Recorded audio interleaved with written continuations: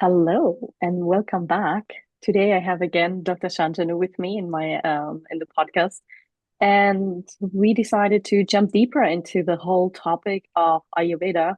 But today we want to focus more on the disbalances and also on the aspect of illness and what they cause in reflection of Ayurveda and the whole process, I would say, because it's a huge topic.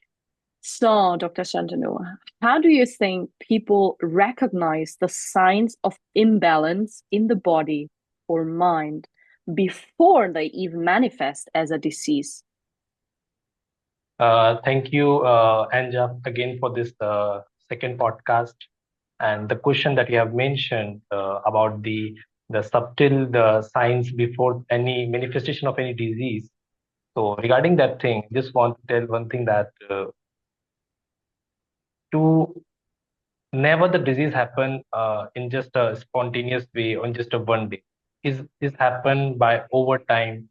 It takes year after year, and this is what is important to analyze the science of the body. Let us say in Ayurveda, we have a culture where the individual observe the body, significant the signs.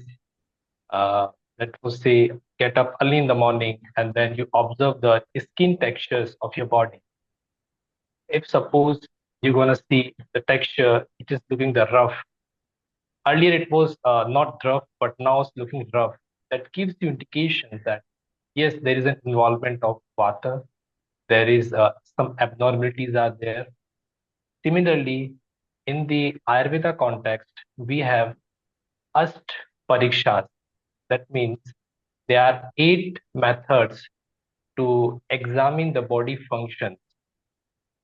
That states that we have the Nadi, Mal, Mutra, Shabd, Sparsh, Drik, and Akriti.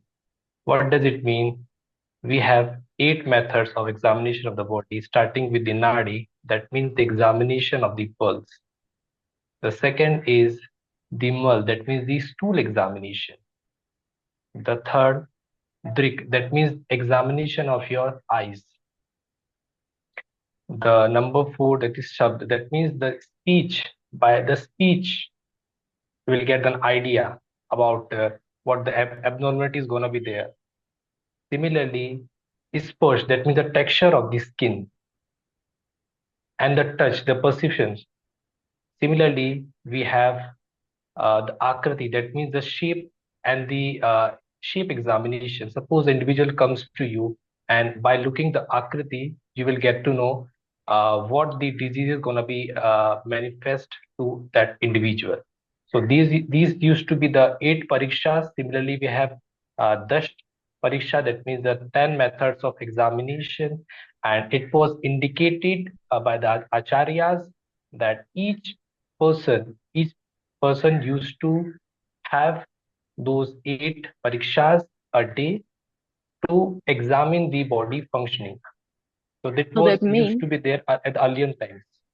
so that means to summarize, I can already recognize when something in my body is happening just by the function of, yeah, not only the skin, only the eyes. So basically, when I get up in the morning, I could actually already tell right now that if something in my eyes is not fine, or on the skin, or as you said, on the pulse, or in my digestion, I could already recognize a disbalance in my body. Yes, But yes. from that on, do you notice that people, like even in your culture, lost that kind of sensitivity to their body? It is because that the loss of sattvas, it is loss of sattvas. That means we have the three manasic doshas, and to balance it, we require the sattva. And in today's era, what the happening is that people are losing the sattva, which balance your body, which balance your psyche. And that's the reason. Now nobody is following those things. The Acharya mentioned to wake up early in the morning. It was to wake up, that means the around 4 to 5 a.m. And to have the water, then it was indicated so many other procedures to be there to keep the body healthy, and now nobody is following that. It was indicated for the anjana, that means for the colarium. It was asked to do the nasya. It was asked to do the dhoompans. That means the medicated fumigations. But now nobody is bothered about it. Now nobody is thinking about it. And those measures, those things that keeps the body healthy, that balances the doshas. That means the vata, the pitta, and the kapha. So it's just like waking up early in the morning. Then you are going to have a water. You are going for the defecation. You are going for the urination. Then after that, you should have the dhavana. That means cleaning of their dental caries. Then you have to have the snana. That means the bathing, and they have different types of bathing. Similarly, that you have to do the nasya, then the anjana, that means applying of the colarium, that gonna balance the pitta of your eyes. So these were the measures to keep the body healthy, because the individual, they can't go to have that shodhana procedure, because it is subjected to the vidya, that means doctors. So these are the dietary the usual method that the common individual can follow to keep the body healthy, to keep the gut healthy. And regarding the parikshas, what I have mentioned, these at the earlier time there were no radiological examinations, and people, there were no evidence at all. So these were only the measures by which the individual will get the signs. Okay, these I'm having these issues. I may have in the future, I may have these issues if I'm not going to treat it properly. So these were most important things for the examinations. Which is Let's suppose say interesting. the nadi, for example, the most important, the nadi pariksha. Earlier time, nobody was aware about the cardiovascular system. During that era, you just imagine it is thousands of years back, and during that point of time, by examination, the radial pulse rhythm, they used to get the idea about the cardiovascular system, whether it's working properly or not. They used to examine by the radial artery pulsation about your the digestion strength as well. There were the urine examination methods were there. That means they're gonna collect the urine sample, and they're gonna pour that a drop of oil, and by the direction of the meniscus that gonna form, they're gonna indicate that which type of disease gonna be there, whether it's chronic, whether it's acute. Similarly, for the semen examination also, similarly, we have other examination method as during those eras, Oh, and that's those were simple. equally important. And at this today's era as well, we are also going for the urine routine examination, the stool examination. Let's first say during that period of time, the stool examinations were there, where by the examination of stool, by the texture of the stool, they will get to know the digestive strength of the individual, about the disease. But do They you will think get to over know. time Yes, people yes. lost their connection to the body? Because as you mentioned before, I mean, we are used to, like, way back, I mean, Ayurveda is 5,000 years old and even older. We used to go with nature. So of course we get up when the sun is rising. Of course we start our day when the sun is getting up. Of course we start with the nature. We go into the flow. And of course it's like the animals. They also have the instinct for their natural organism. If they are sick, they feel it, either like they will throw up or because their stomach is not feeling well. Or, but I found it interesting just by putting a drop oil in the urine to see if the body is working, which makes it for me even more amazing that we have so many pills, because you know the Western society is like you have a symptom and you get a prescription, and then you basically, oh, take that and that's it. So they, I always miss the aspect of the holistic approach, that they look into each thing, like literally, to figure out that disbalance. But is it in India different? Like like do the doctors and in the hospital always look at the holistic aspect because it's in your genes, it's in your No, no, no, no. It's the modern part that they're having the separate system, separate methods. Is in the Ayurveda section also. The Ayurveda doctors are also following the methods, the modern tools, each and everything. I was just mentioning you during the earlier times. That means 1,000 or 2,000 years back. What was the method of the examinations? We were discussing about the Vedic things. But in India, we are following the Western things, that the modern tools we are using for the examination of blood, for the urine, and this I'm just giving you some clues that during that time only it was in initial amount they were using some tools, as there was a no radiological methods to examine the body. So these used to be the methods of examination. Like a common individual can get the idea. Okay, if suppose while urination you will get the maybe the blood, you will that your mind gonna stick. Okay, maybe I have some issues. I have to go for the examination. So these were the signs.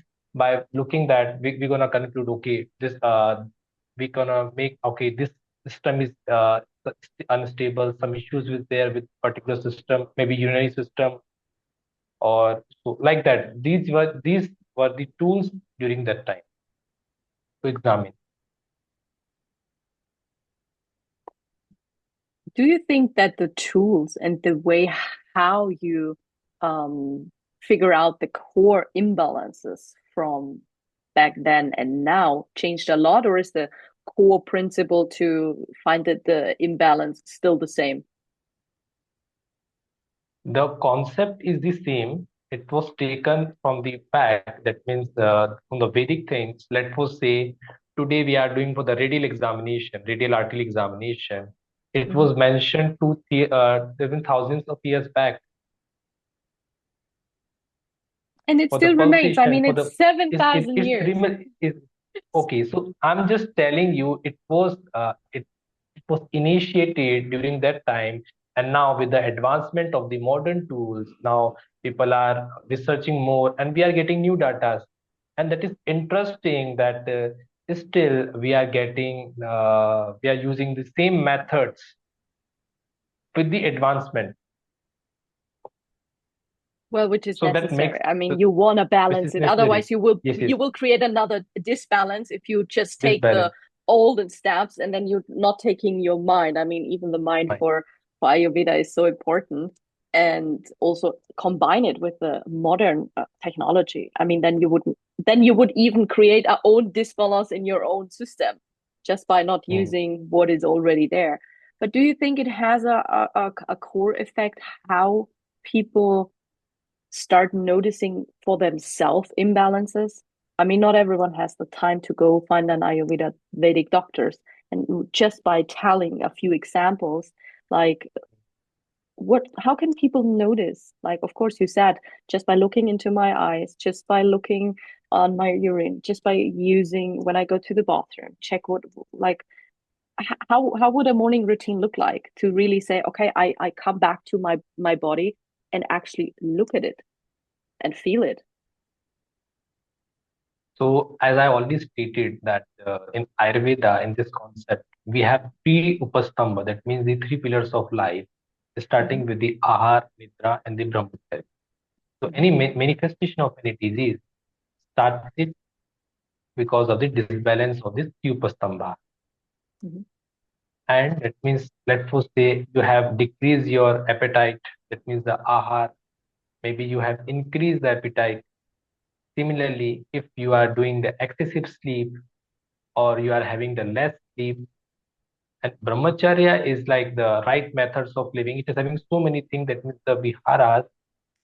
We can have that means, let's for say, the exercises, the yogas, and the postures, and the work we are doing is subjective with the brahmacharya. So wherever there is a disbalance of this thing, gonna manifest in a disease. And the question that you have asked, how we gonna see to it are the body. So as an individual specific, let's for say somebody whose digestive strength is not good is feeling that I have lost my appetite. So that gives you an idea that the patient Agni has got diminished. So definitely the person will have issue related with the digestive system. And correlating with other signs and symptoms, let us say the person is having constipation as well. That indicates you that Vatic factor is there in the body. That means Vata is involved with there. Maybe if the individual is having maybe like a swelling in the abdomen, we can indicate okay, Kapha is also involved there. And maybe parallel to it, maybe Pitta also gonna be involved. So you will see some burning sensation or maybe itching gonna be there. So these are these signs, and we can't go in the deeper aspect, but the only thing what we can do, because I know that the audiences, they are not the Ayurvedic doctor, the physician. Only thing that we can do is by keeping the precautions. And for that, the acharyas have mentioned the sadvitra, the brahmacharya, and the three upastamba. That means the balancing of three upastamba. It is having a broader meaning, and which we can't discuss a lot. Well, we can not, well, technically, of course, if you go deeper into the modern lifestyle and you contribute to the doshas, what you mentioned before, and then take it as a practical step, like how to bring it back into harmony. I mean, people, of course, once medicine comes, people think in diseases. Once you label them with the diseases, people identify with the diseases. Once they identified with the disease, it's even more manifesting and showing in the body. But how to basically take the cycle back from the body and say, okay, we'll take the imbalance, take it back to the harmony, because then the disease will automatically go out of your head. You know what I tried to tell? Yes, yes, I got your point. Absolutely right. And like to balance the doshas, that is the main aim of this Ayurveda world. To balance the doshas, to balance the dhatus, to balance the malas, and it should be in the satma. It should be in the samya avastha. That means it should be in the equilibrium. In today's lifestyle, what is happening that the people are consuming the gramya aha, that means the uh, fast food more, maybe their lifestyle, they are not having a good sleep, they are having some nonsense actions which are affecting to their bodies, they are consuming some nonsense things. And what actually happens that year after year, the disbalance of doshas is reaches to that level that it causes you some maybe some chronic issues. And let us say initially the disease or the health issue gonna started with the one dosha. Let us say with the pitta. Slowly, the pitta gonna be with the kapha, gonna vitiate the kapha and the pitta gonna vitiate the vata. That becomes the three doshas of vyadi. And whenever the three doshas are involved in any diseases, it becomes chronic. And then it's harder, and it takes longer When to cure. it is that's the reason it takes longer time to heal, because it has happened not just in the 1 year. It's like year after year, we have not followed the diet, we have not followed the sleep cycle, we have not followed the brahmacharya. That definitely gonna give you major health issues. Definitely. But how do you think is it aligned with the emotional and the mental state? Is that like I always have the feeling that in Western we basically separate it. Like we either do mental and emotional, but for us it's not aligned. It's because it both has an effect on our body. How is Ayurveda treating those disbalances? Because normally from my perspective, and when I just think back in my consultations, when I went into Ayurvedic consultation, of course they look on the whole body and they look on the whole diseases, but I never really had the feeling they jump really deep into the emotional part. Or is it because you are so aligned and grounded that you just look at the whole picture and I'm just focused on that one thing which is happening in my mind, which I probably don't realize that it has Vata, Pitta, Kapha, and it has an effect on the whole body. So the thing is that the first thing you have to balance the three doshas, as I've already stated, and like in today's the question that you asked about the emotional and like how this gonna affect the body, how this gonna manifest so the answer to is that in the Ayurveda, it has never been asked to take the consume the food once you are emotional, once you are in grief, once you are in anxiety. Mm, It is got it, never been got it. indicated Okay, when you are in okay. sorrow. It's never been indicated. Why? Because I gonna give you an example that let's suppose say that you are in anxiety, or maybe you are too aggressive in a situation, you had anger on someone, and then Mm-hmm, also you are consuming the food. And mm-hmm. anger, that means the agnya, that means the fiery thing. So this gonna disbalance the pitta, and you will see that if the individual gonna intake the food, gonna hamper the pitta, vitiate the pitta, and you will see the individual will have issues related with the pitta, maybe gastric issue. That gives me Usually happens. goosebumps already because it shows how important it is in which state of being and in your mind you start even eating. I mean, when I have a whole movie going through my whole life just by analyzing, it's like, whoa, I was not aware that I had so many situations where, of course, when you're a kid and you're angry, and then it's like, sit down and you eat, and they force the children with the anger to eat. And that already causes a state of disbalance in your body. I mean, imagine that. That's already, ooh, that's even a huger topic than I thought before. So the awareness already starts before, not just by So eating. like so it was indicated that you should be in Samya Avastha while taking the food. That means you That should means calm. not calm, you should be calm while taking, and you should take the food while sitting. Yes, of There course. is a posture in the Indian culture to sit and to take the food.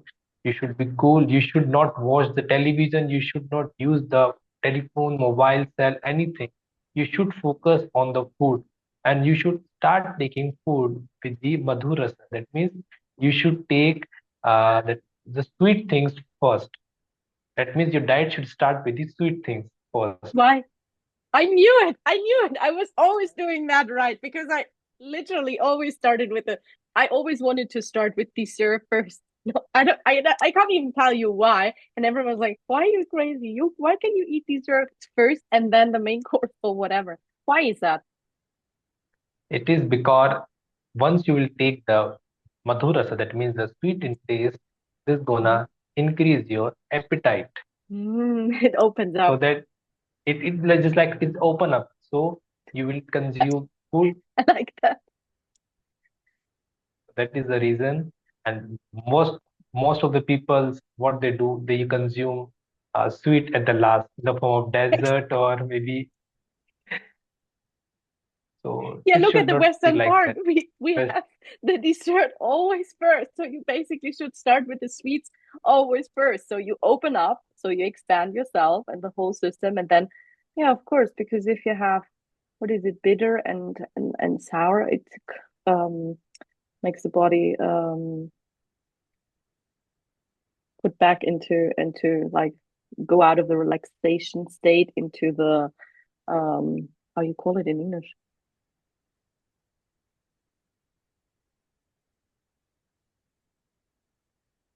Expand and the opposite of expand. Interesting. But is that also written in the Vedics, like those procedures? yes, yes, it's absolutely has been mentioned. You can see in the Matra Sitra ki Adhyaya of Charak Samhita, you will get all the information about the diet, what should be there, what not should be there. And especially one more thing, especially in the Western culture, what I have observed that the people are not following this the right life, right methods of living in the sense like Mm, it was never indicated the Adharnya Vegas. That means you should not suppress the natural urges. mm, It's not about the Western culture. In India also, now people are suppressing the natural urges. That is also one of the cause of manifestation of any disease. There are mm, 13 Vegas are there. Na vegan dharit vat pidmur shavtrid drakashtam ashudati repsam. So there are 13 types of that means your non-suppressor vega, starting with the mm, like let us say the sleep. You should not control the sleep. You should not control the yawning. You should not control the defecation if you have the urges. You if you have urge to vomit, you should vomit. If let us say dritsam, that means if you have the sexual excitement, you should not suppress. Similarly, we have 13 types of adharanya vegas that means that those should not be suppressed. For example, if you are suppressing the urge to vomit, that causes you urticaria or maybe urticaria rashes, maybe skin issues. mm. So if you are suppressing your pop, that gonna gives you much maybe the migraine, maybe the headaches. It's already been mentioned in Charak Samhita. Which is amazing because the reason I was smiling because it totally reflects on myself because I was in a phase in my life where I tried to control everything, like literally everything. And you probably know that from many Western, from your clients. They try to control everything instead of, as Mm. you said, let go. If I have the impulse, I follow it. If I want to do that, or if I'm hungry, or no matter if I want to cry, if I want to scream, I let go. And that's what I actually admire in your culture or in some other cultures, because I have the feeling I can only talk about like the bloody Germans and for Mm. myself, because we were not raised like that to really show that emotion. Of course, when we are kids, we are like they say, yeah, you scream, you can cry, you can throw up, you can do whatever you want, basically. But the more you come into school, you have to behave. So that's where it already starts, where people or parents or society puts basically a lid on top of you. And basically that's where it already starts to get it in disbalance. I mean, that's actually a really huge topic that I actually didn't think about it, that it would go so deep. Because yeah, of course, you should control those energies and you should let it go. But do you notice that it is similar in other countries or only in the Western, or is it more with women? Because we try to control. I always figured out it's either way, depending how you grew up and how people. Let us say if we have asked about the females that if suppose a female who's having urge to urinate and she's holding that thing maybe due to meeting or maybe due to any of the thing, you will see maybe that that woman gonna have some maybe menstrual issues, maybe Of some course, itching. of course. So so these are like maybe the issues related with that. Mm, And you should not control urination. You should never control the urination. If it's required, you should go. You should go to pass it. You should not keep.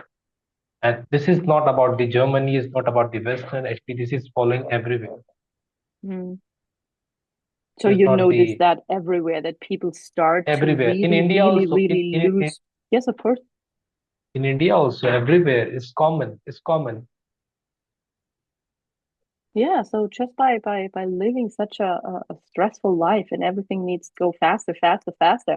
Of course, I admire technology and the way we stand and to have communications like that, but also to, as you say, take a step back and really follow the body. What does it need at the moment?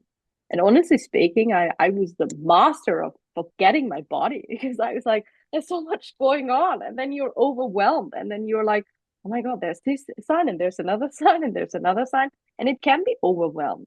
But do you think that it is also a problem of the people that they get so stressed out and that they don't know what to do, because there are so many things going on in the body. I mean, it's complex. You have a, let's say, emotion is popping up. Yeah, it causes me anxiety or it causes me anger, and I would like to start crying. But let's say I'm sitting in the middle of a meeting, and there it already starts.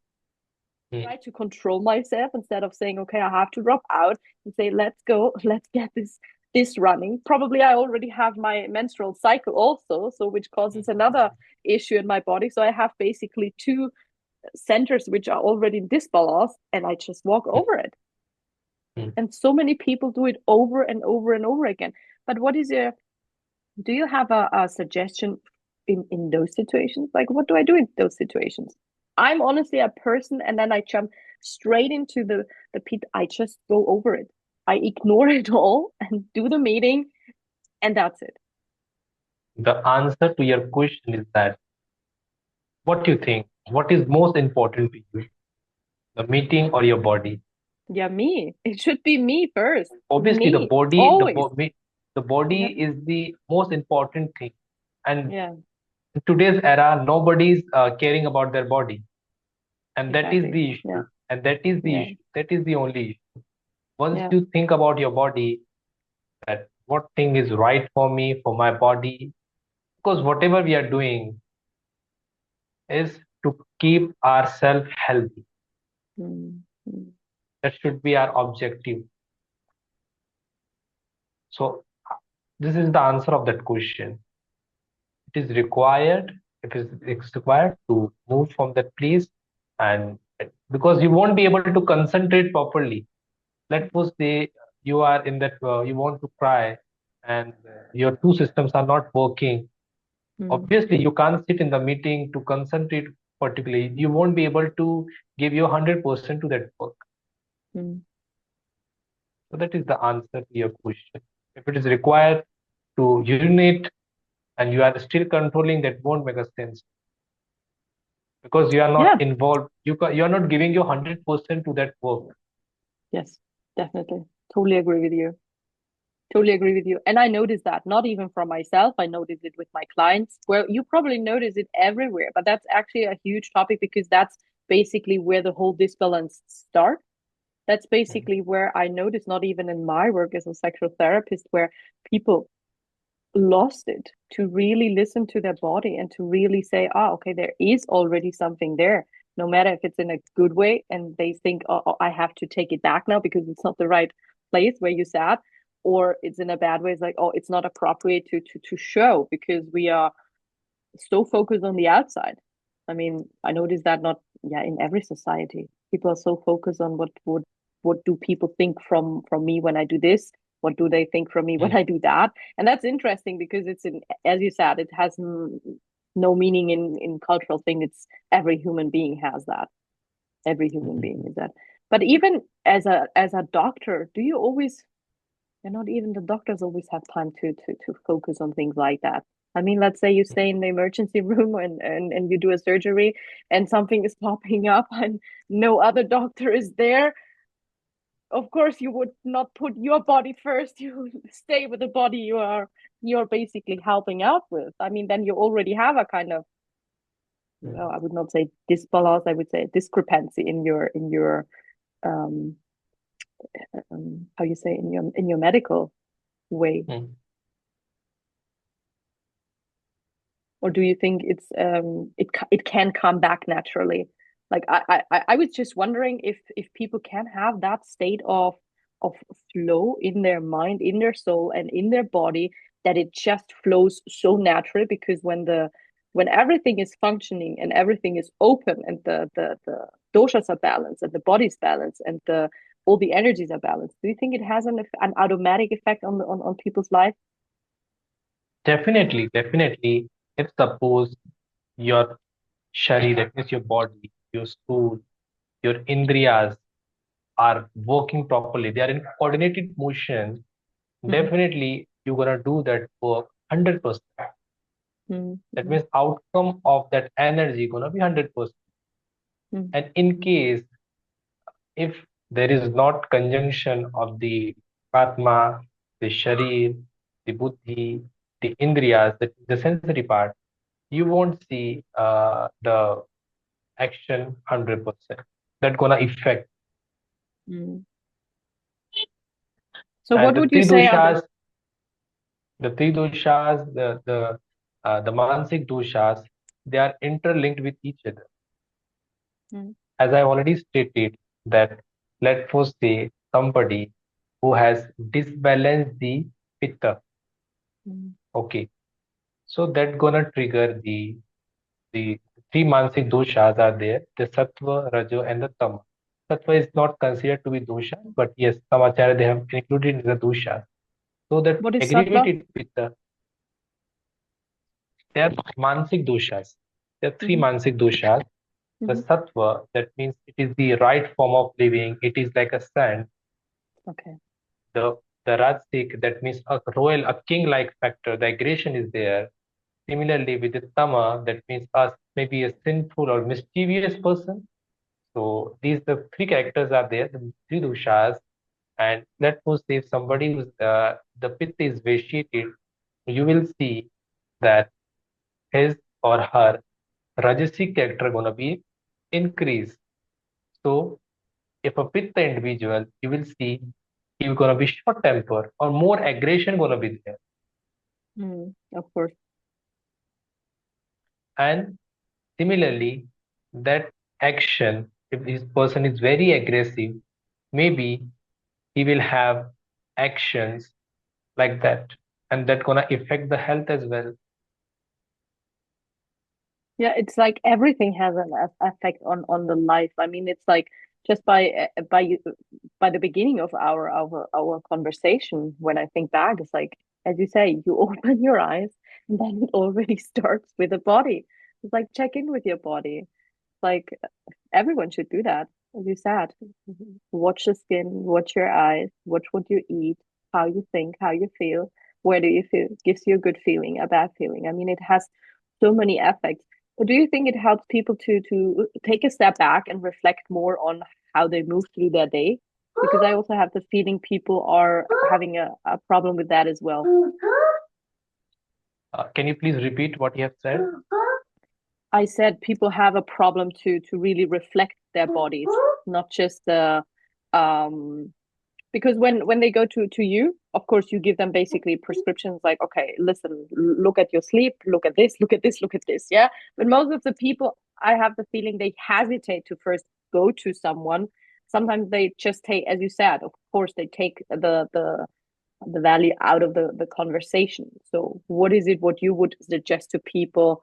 Of course they should come see you, of course, but other than that, just take a step back and reflect on your body, like how you move, how do I feel in this situation, or is there anything else they can do? It's just like you have to the firstly, as I was the Ahar Nidra and the Brahmacharya, they're following that the three doshas, the three Mm-hmm. malas, Mm-hmm. the sapt dhatus, the constitution of the body, the psychic, that means the sattva. These Mm-hmm. this constitute a body or healthy body. If Mm-hmm. these factors gonna be disturbed, this gonna give you health issues, Mm-hmm. and the aim should be balancing these factors. Mm-hmm.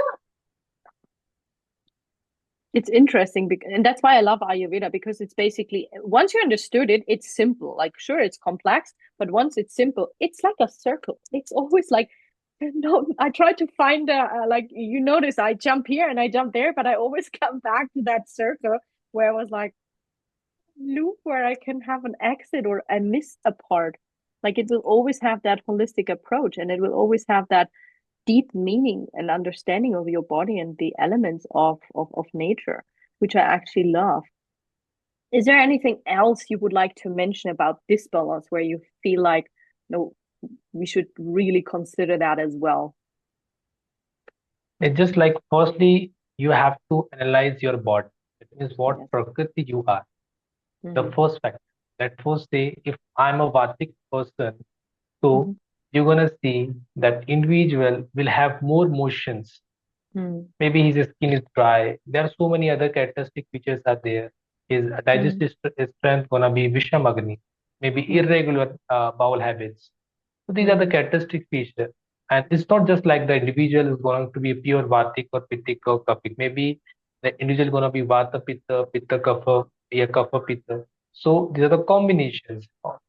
So individuals should analyze that what the Prakriti is or her belongs.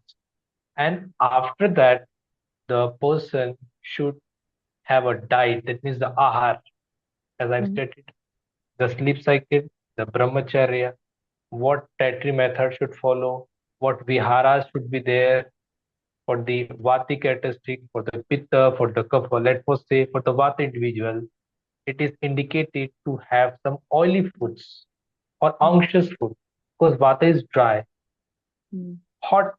That means the food should be hot in the nature. mm, His actions, he should never be suppress the urges because suppressing the urges gonna aggravate the vata. mm, He should not do much exercises because this gonna aggravate the vata more, mm, and the particular individual gonna be much prone to the vatic disorder, vatic health issues. mm. Yeah, so no matter from which side you're coming, it makes totally sense to really analyze the body and to put the body Sim- first. I mean, This is yeah. similarly for the pitta, for the kapha individual as well. You have to Mm, analyze. Let's first say the pitta individual, you're gonna see very oily skin, maybe his vision maybe good. You're gonna see maybe 6 by 6, and the so pitta, and the diet should be, it should not be the hot and pungent because it is the same qualities that individual is having. So he should take opposite to it. He should take uh, the cold foods, cold nature. That's gonna have that gonna pacify the pitta, aggravated pitta. that's so Similarly interesting. for I the could. sim- similarly for the kapha as well, because Mm, kapha is what it is having the dull nature. Individual gonna be dull. That means the skin texture gonna be dull in the nature, and gonna be the person gonna like the cold things more. So we should give should intake the food which is opposite to the kapha, and viharas should be like that only, so that we can keep the thing balanced. So that should be the objective, to balance it. You have to choose the season. You have to see the season, what the season is of, because each with the season nature. is been, let us say the kapha, let us say the kapha, and maybe like vata is aggravated in the rainy season. So in rainy season, it's never been indicated to take the leafy foods or greenish foods because Mm, that's going to aggravate the vata more, and the vihara should be followed as well for the vata. makes sense. Makes total sense. And like in this era, the Sharad Ritu, that means the autumn phase is going. So this is the time of pitta aggravation. So you should not consume the hot and pungent foods. So even For the traveling has an aspect of my uh, food and on my whole balance and my whole system. I mean, it's like simple but still complex. and this is the transition phase. This is the transition phase. That means the season is changing. This is known as a Mm. Ritu Sandhi. So you should not consume food much because in these seasons the immunity is very low. The immunity is very low, and Oh, so that's you, why you everyone should is getting control sick. sick. That's the reason that in the Ritu Sandhi, that means the phase where two seasons, that means changing of the season, it is known as Ritu Sandhi. So we have a different diet plan of the Ritu Sandhi.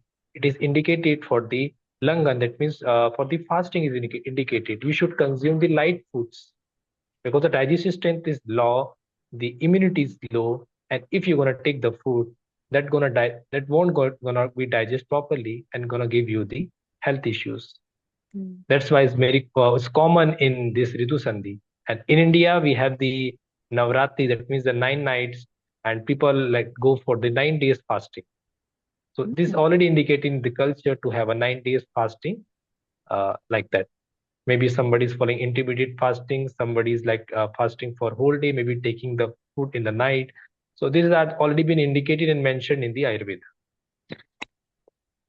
That's interesting. So you do that every like when the seasons is changing, those nine Yes, days?